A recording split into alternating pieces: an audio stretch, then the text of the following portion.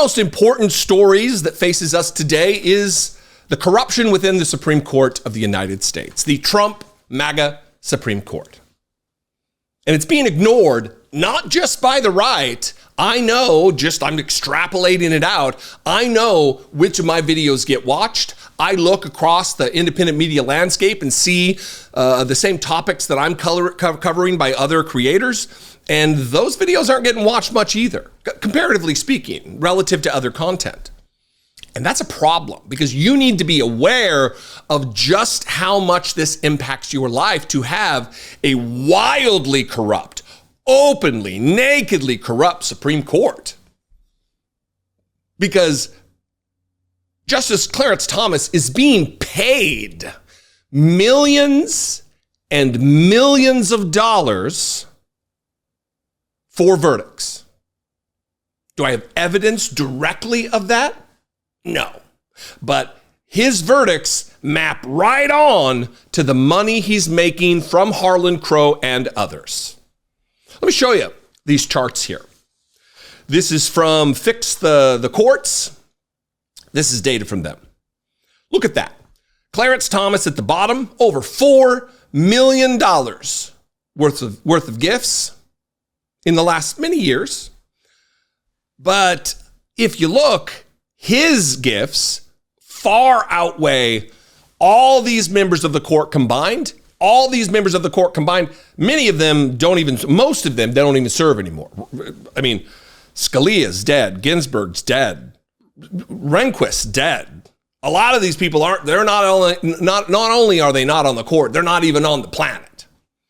But most disturbingly it is disturbing of the gifts, but it's also most disturbing of if you look at the disclosed gifts versus undisclosed gifts that were either amended on financial disclosure documents or discovered through the journalists who have been investigating this. That is remarkable. Thomas, 27, that's just the number of gifts. Now, remember, that full line from 27 and then 319, that totals $4 million. That's remarkable, that his undisclosed gifts are more than all of the other gifts combined from all of the other justices, including those that aren't even on the court anymore. And he is giving wildly favorable rulings in cases. Yesterday at a committee hearing, AOC, the wonderful AOC, the talented AOC, the remarkable AOC, boiled it down, gave just truth to power, and compared what it would be like. I mean, you can extrapolate this out, but what it would be like if Congress were to act as nakedly corrupt as Justice Thomas is, without any guardrails whatsoever. Can you imagine? But there are rules in place for Congress. Now, sometimes they get skirted, absolutely. But if there were no rules like there are for the Supreme Court, holy shit, what a nightmare. Watch this from AOC, then we're going to talk about it. And then I got a clip of her with Jamie Raskin also talking about it. Check this out. Just look at Clarence Thomas, whose corruption is almost comical. Secret trips to retreats, international vacations on super yachts, and private jet jaunts to New Haven for an afternoon. Here in Congress, we are forbidden from receiving gifts that exceed $50. But Justice Thomas has received more than $4 million in gifts, largely undisclosed, since joining the court. And worse, it appears to be working. He is currently primed to overturn his own 2005 doctrine so he can side with Charles Koch's network and their oil and gas interests, the same Charles Koch who he secretly vacationed with at the retreat. Or take Justice Alito, whose quote-unquote friendship with billionaire Paul Singer, along with more undisclosed gifts and private jet trips, was followed by a shift in the court's decision to take up Singer's own case. Coincidentally, after Justice Alito took an unreported fishing trip to Alaska with Singer, the Supreme Court reversed their position and took up his case, ultimately leading Singer to a victory netting $2.4 billion. This was not a bad return on Singer's $80 million in political donations, a fishing trip, and a couple bottles of $1,000 wine. And of course, in 2022, these billionaires and their hand-picked justices won their keystone victory against the American people and their progress as a society. They overturned Roe v. Wade. So why was it abortion? Why was the threat of women having freedom powerful enough to bring down our whole system of judicial ethics and cripple one of the three co-equal branches of government?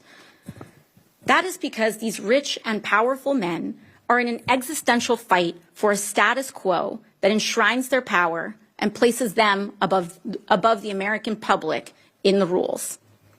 The confluence of money and conservatism is no coincidence, and we are here today to connect the dots. The group behind the Dobbs Challenge was, predictably, funded by who else but Leonard Leo. Well said. Perfectly said. Illuminating what exactly is at stake here. Now look, the problem is obviously the gifts, for sure. But the problem is exacerbated by the fact that he had 319 undisclosed gifts. Everybody else knew about disclosing things. I mean, obviously, there were a few undisclosed here by some others. But 319?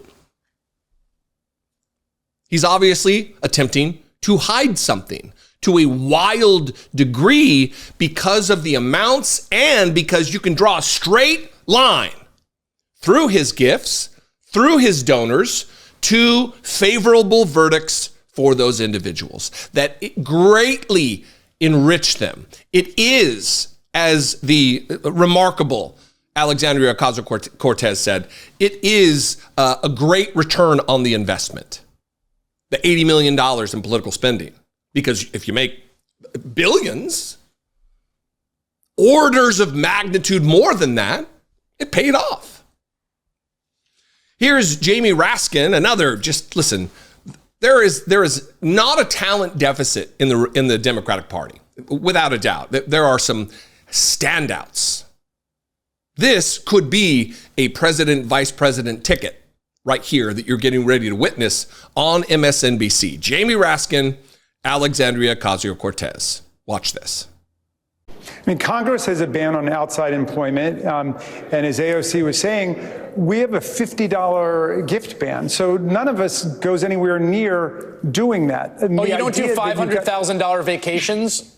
Well, I mean, that's the comical thing. I mean, members of Congress don't even understand that. Under what circumstances would a Supreme Court justice be accepting hundreds of thousands of dollars or millions of dollars in foreign travel or paid tuition for family members or a recreational vehicle, motor stagecoach? It's just outlandish for us to contemplate. I mean, that's like a jailable offense for people over here. And it's just like the normal business as usual at the Supreme Court that they're collecting millions of dollars and hundreds of thousands of dollars from their so-called friends. And so we need to clean that up. And that's why, we said we're going to start with something simple that the whole country will be able to understand immediately and intuitively. We want a $50 gift ban for U.S. Supreme Court justices. They make $300,000 a year, pay for your own lunch, and pay for your own vacation. Make it happen. Make it happen. $50 gift ban. Hell, give them double that. $100 gift allowance here. Let's do it. The other thing that needs to be mentioned that doesn't get talked about enough is the fact that when these friendships budded, Harlan Crow often gets described as a close, personal, longtime friend of Clarence Thomas. It's a friendship that didn't materialize, coincidentally enough, until Clarence Thomas was on the court. Harlan Crow didn't need anything to do with Clarence Thomas. He was of no use to Harlan Crow, the Nazi memorabilia collecting billionaire, until he was a member of the United States Supreme Court and was in a position to directly line his pockets. Sear this chart into your brain. Watch this video Watch this content on other people's channels. Share these videos. If you're here still, you are concerned. You do care about the system. It's everybody else who either didn't click at all, doesn't read the articles they see about this, doesn't see these quick hits on the news. They are the problem. Make sure this video gets in front of those people. Anyway, what do you think? We can talk about it in the comments below. That would help to get this video more traction. You can also leave me a voicemail, 714-576-4054. And of course, as always, you can email me daily at dollemore.com. If you want to help support this work, click the join button below. For $2 a month, you become a channel member, helping me make these videos. You can also go over to my Patreon page, which is fantastic. They take far less of a cut. Patreon.com/IDoubtIt podcast. Follow me on social media if that's your thing. I am at Dollemore everywhere. And I'll see you next time. Be genuine. Take care of one another.